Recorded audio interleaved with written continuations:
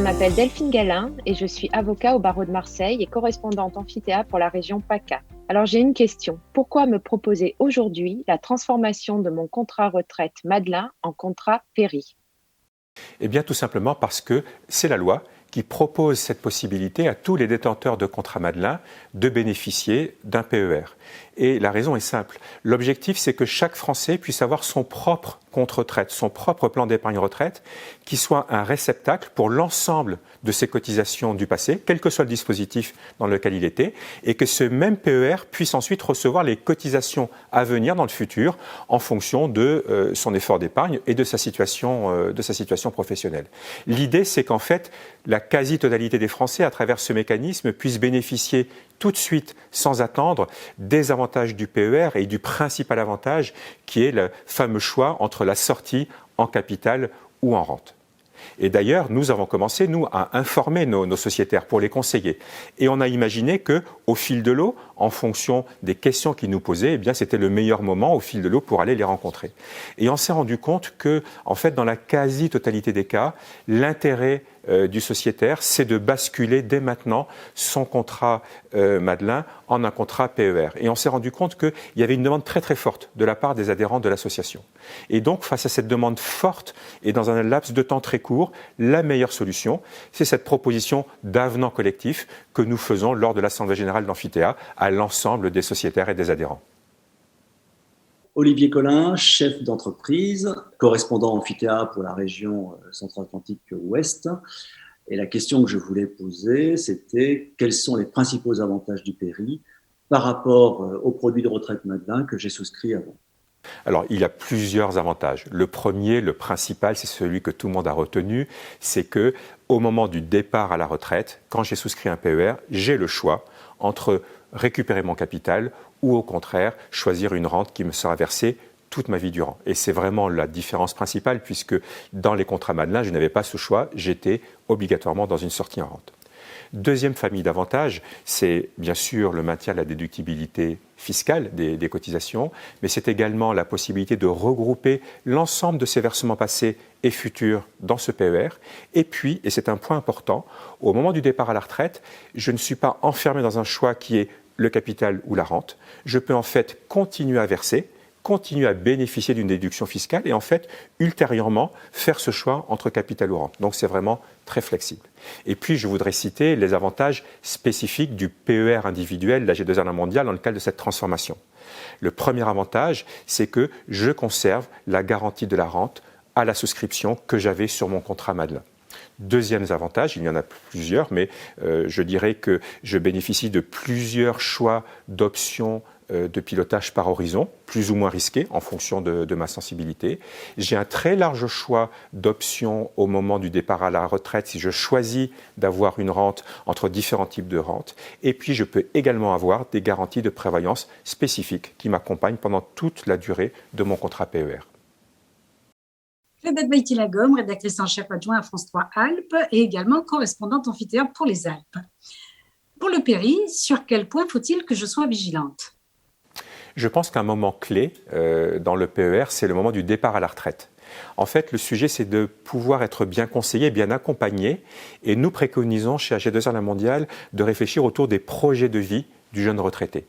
Ces projets de vie, c'est-à-dire comment, en fonction de ce que je souhaite faire dans les 3 prochaines années, eh bien, comment je vais pouvoir utiliser, choisir entre les différentes options du PER, le capital, tout de suite, ou par fraction, une retraite immédiate, ou au contraire de continuer à faire des versements pour pouvoir prendre une décision ultérieurement.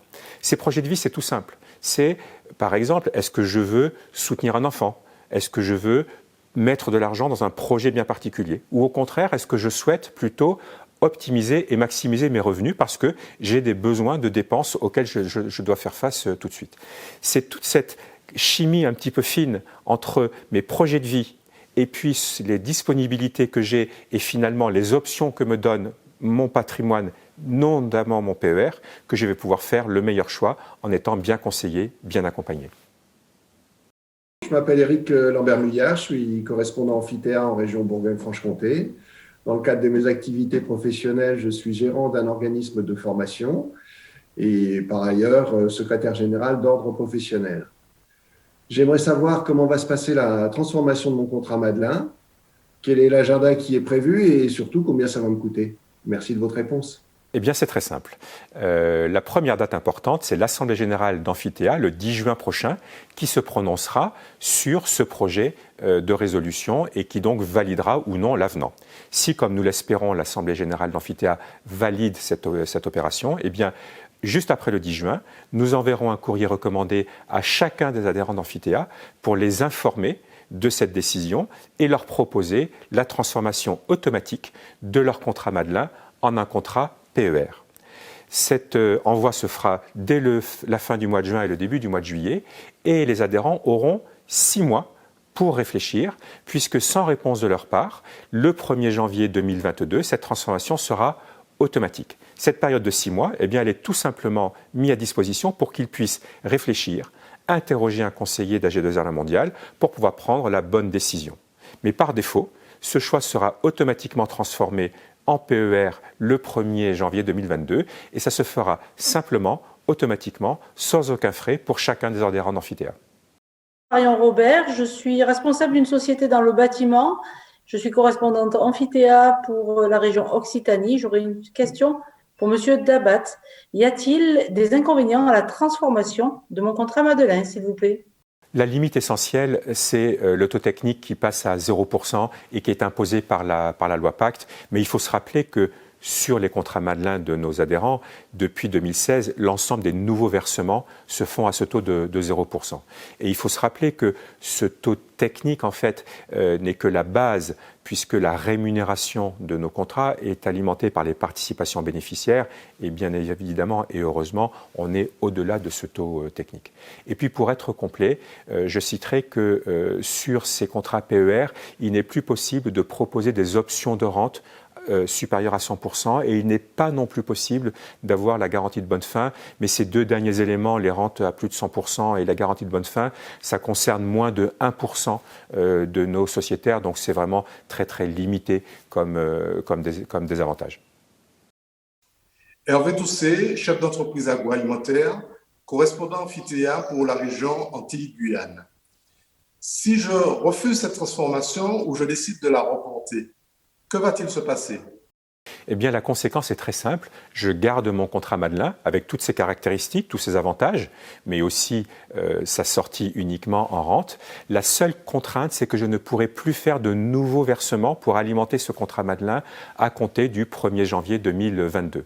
Et donc, dans ce cas-là, il est recommandé à nos sociétaires, pour ne pas perdre leur effort d'épargne, c'est d'ouvrir un PER individuel pour les nouveaux versements à compter de janvier 2022. Comme ça, ils continueront à épargner et à préparer leur retraite en gardant leur contrat Madelin sur tous les versements depuis l'origine jusqu'au 31 décembre 2021 et ils auront les versements sur les PER à compter du 1er janvier 2022 avec tous les avantages du PER pour ces nouveaux versements.